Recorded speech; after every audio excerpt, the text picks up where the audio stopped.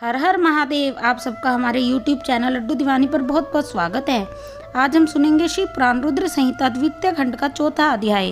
ब्रह्मा जी ने कहा, मुने, संध्या के मन में एक बार सकाम भाव आ गया था, इसलिए उस साध्वी ने यह निश्चय किया कि वैदिक मार्ग के अनुसार मैं अग्नि में अपने इस शरीर की आहुति दे दूंगी। आज से इस भूतल पर कोई भी देहधारी उत्पन्न होते ही इस काम भाव से युक्त ना हो, इसके लिए मैं कठोर तपस्या करके मर्यादा स्थापित करूंगी।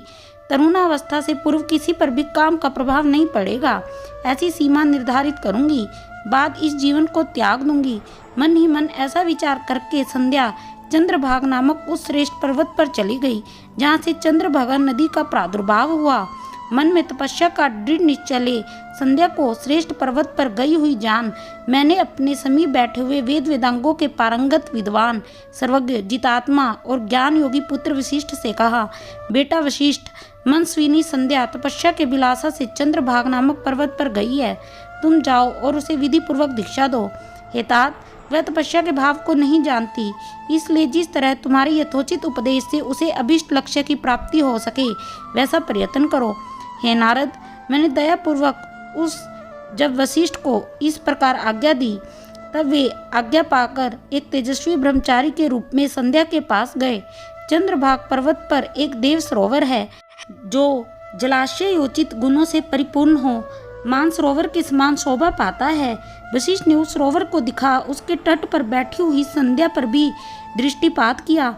कमलों से प्रकाशित होने वाला वह सरोवर तट पर बैठी हुई संध्या से उपलक्षित हो उसी तरह सुशोभित हो रहा था, जैसी प्रदोष काल में उदित हुए चंद्रमा और नक्षत्रों से युक्त आकाश शोभा पाता है।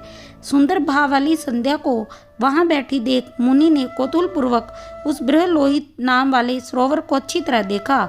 उसी प्रकाराभूत पर्वत के शिखर से दक्षिण समुद्र की ओर जाती हुई नदी का भी उन्होंने दर्शन किया। जैसे गंगा हिमालय से निकलकर समुद्र की ओर जाती है, उसी प्रकार चंद्रभागा के पश्चिम में शिखर का भेदन करके वह नदी समुद्र की ओर जा रही थी।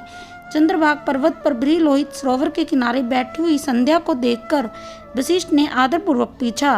वशिष्ठ बोले, हे बदरे, तुम इस निर्जन पर्वत पर किस लिए आई हो? किसकी पुत्री हो और तुमने यहाँ क्या करने का विचार किया है? मैं यह सब सुनना चाहता हूँ। यदि छिपाने योग्य बात नहीं है तो बताओ। ओम नमः शिवाय, ओम नमः शिवाय, ओम नमः शिवाय। अगर आप शिव पुराण रुद्र संहिता द्वितीय खंड का 5वां अध्याय भी सुनना चाहते हैं तो हमारे चैनल को लाइक, शेयर, सब्सक्राइब अवश्य कीजिएगा। हर हर महादेव।